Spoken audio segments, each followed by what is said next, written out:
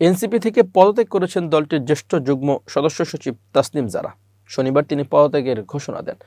পদত্যাগ করে এনসিপির একটি অনলাইন গ্রুপে লিখেছেন, প্রিয় সহযোদ্ধাগণ, আমি দল থেকে পদত্যাগ করেছি। গত 1.5 বছরে আপনাদের থেকে অনেক কিছু শিখেছি, সেজন্য আন্তরিক কৃতজ্ঞতা। আপনাদের জন্য শুভকামনা রইল। এদিকে শনিবার রাতে নিজের ভেরিফাইড ফেসবুক পেজে একটি পোস্ট দেন তিনি। ওই পোস্টে যারা বলেন, প্রিয় খিলগাঁও, সবুজবাগ ও মুগদাবাসী, আমি আপনাদের ঘরের মেয়ে। খিলগাঁওয়েই আমার জন্ম ও বেড়ে ওঠা। আমার স্বপ্ন ছিল একটি রাজনৈতিক দলের প্ল্যাটফর্ম থেকে সংসদে গিয়ে আমার এলাকার মানুষের ও দেশের সেবা করা। তবে বাস্তবিক প্রেক্ষাপটের কারণে আমি কোনো নির্দিষ্ট দল বা জোটের প্রার্থী হিসেবে নির্বাচনে অংশগ্রহণ না করার সিদ্ধান্ত নিয়েছি।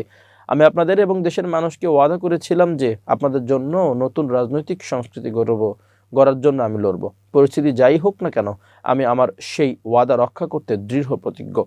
তাই এই নির্বাচনে স্বতন্ত্র প্রার্থী হিসেবে ঢাকা 9 থেকে অংশগ্রহণ করব। তিনি বলেন, একটা দলের প্রার্থী হলে সেই দলের স্থানীয় অফিস থাকে, সুসংগঠিত কর্মী বাহিনী থাকে, সরকার ও প্রশাসনের সাথে নিরাপত্তা বা অন্যান্য বিষয়ে আপত্তি ও শঙ্কা নিয়ে কথা বলার সুযোগ থাকে। তবে আমি যেহেতু কোনো দলের সাথে থাকছি না, তাই আমার সেসব কিছুই থাকবে না। এদিকে তাসনিম জারার এনসিপি ছাড়ার পেছনে কি কারণ রয়েছে তা নিয়ে নানাজনের নানা মত রয়েছে।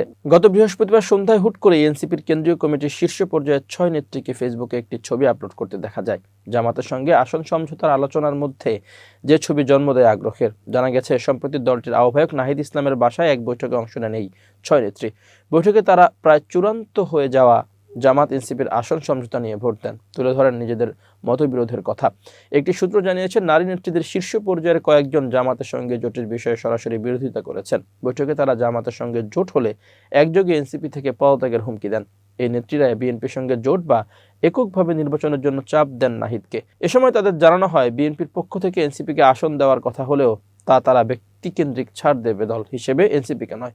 এমন প্রেক্ষাপটে ও মাঠ পরিস্থিতি বিবেচনায় দলীয় নির্বাহী পরিষদের সংখ্যাগরিষ্ঠদের মতামতের ভিত্তিতে জামাতের সঙ্গে জোটের বিষয়টি ফের ব্যক্ত করা হয়। তবে উপস্থিত এই নেত্রীরা কোনোভাবেই জামাতের সঙ্গে সমঝোতার বিষয়টি মানতে চাননি। জানা গেছে, জামাতের সঙ্গে সমঝোতার প্রায় চূড়ান্ত সিদ্ধান্ত থেকে সরে আসার জন্য দলের ভেতর থেকে নেতাদের একাংশ সরাসরি আহ্বায়ক নাহিদের উপর চাপ অব্যাহত রেখেছেন এবং তারা পদত্যাগের হুমকিকে আলোচনার জন্য ব্যবহার করছেন।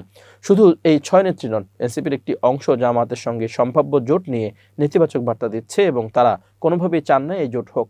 তবে বিভিন্ন মৌলিক বিষয় ও নির্বাচনী কৌশল হিসেবে জামাতের সঙ্গে এই জোট অনেকটাই নিশ্চিত।